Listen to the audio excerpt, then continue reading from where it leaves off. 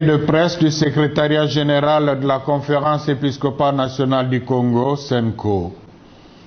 Rappel de la SENCO aux honorables députés et sénateurs de la RD Congo. Au lendemain de la rentrée parlementaire de septembre 2020, le secrétariat général de la Conférence épiscopale nationale du Congo, SENCO, se fait le devoir de rappeler aux honorables députés et sénateurs de la République démocratique du Congo quelques recommandations utiles leur faites par les archevêques et évêques membres de la SENCO et qui sont encore d'actualité, à savoir 1.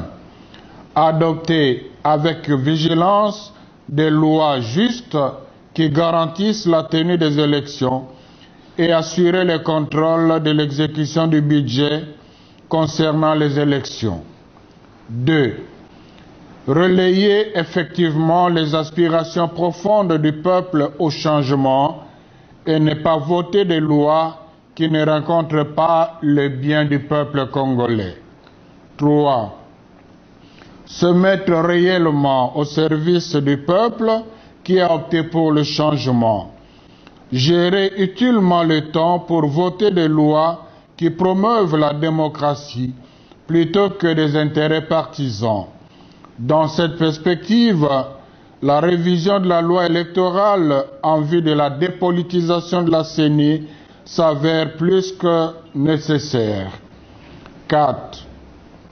Veiller à ce que la majorité au Parlement n'abuse pas de sa supériorité numérique pour faire voter des lois peu favorables au progrès de la démocratie dans notre pays.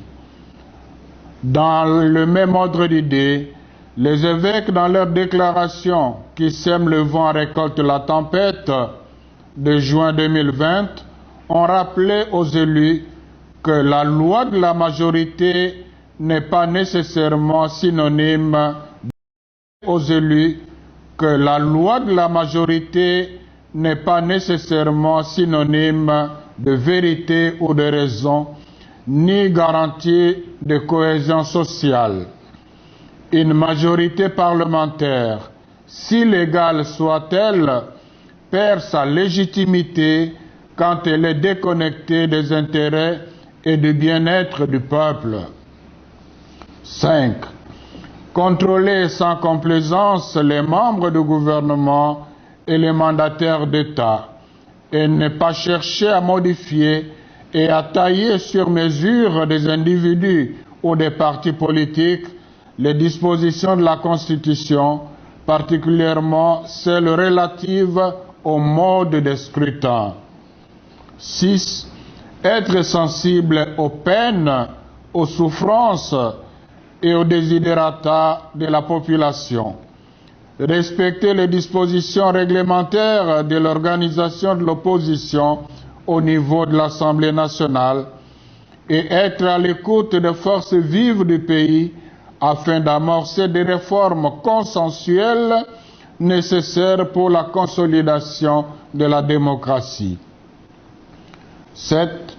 Le secrétariat général de la SENCO demande au peuple congolais de demeurer unis et vigilants pour barrer la route à toute majorité ou minorité qui tenterait de prendre en otage notre pays et notre avenir par des subterfuges politiques dilatoires.